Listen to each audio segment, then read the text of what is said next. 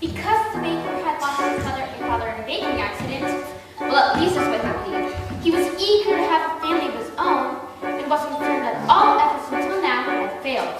I wonder who that could be. We sold our last loaf of bread. It's the witch from next door. We have no bread. Of course! You have no bread! What do you wish? It's not what I wish. It's what you wish.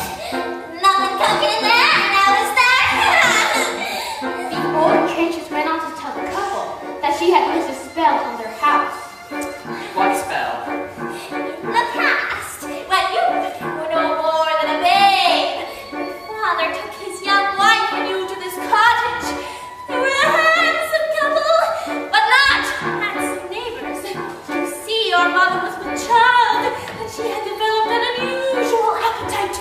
She took one look at my beautiful garden and told your father what she wanted more than anything in the world was greens, greens, and nothing but greens. Parsley, peppers, asparagus, and watercress, and vinaigrette, and lettuce. He said, all right, but he never could, because I caught him in the garden in the yard one night. He was robbing me, harassing me, running through my room, raiding my arugula, and nipping at the rampion, my champion, my favorite. I should have laid a spell on him right there. Would have turned him into a stone, or a dog, or a chair. But I let him have the rampion I thought was too spare. In return, however, I said fair is fair. You can let me have the baby that your right will bear. And we'll call it square. I had a brother. No! But you had a sister. But the witch refused to tell him any more of his sister, not even that her name was Rapunzel. I had been more than reasonable. But how was I to know what your father had also hidden in his pocket?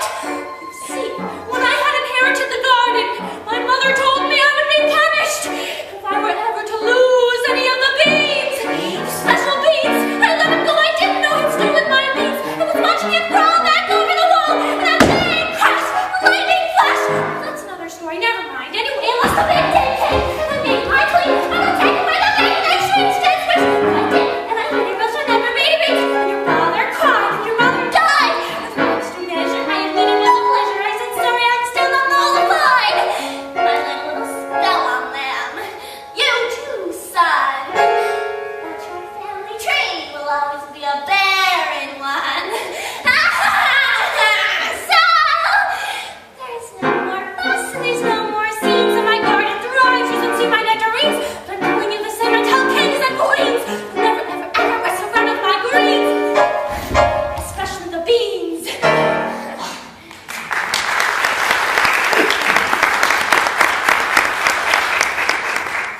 Listen well, Jack. Take Monkey White to the market and fetch the best price possible.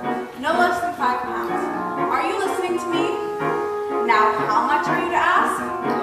No more than £5. Less than 5. Into the woods, the time is now. We have to live. I don't care how. Into the woods to sell the cow. We must begin the journey. Into the woods and don't delay. We have to face the marketplace. Into the woods to journey's end. Into the woods to sell a friend. Someday, Jack, you'll have a real pet.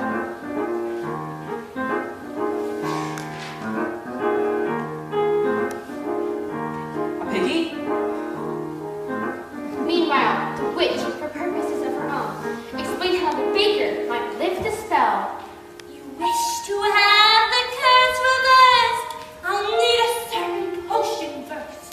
Go to the wood and bring me back 1 the cow as wet as milk, 2 the cape as red as blood, 3 the hair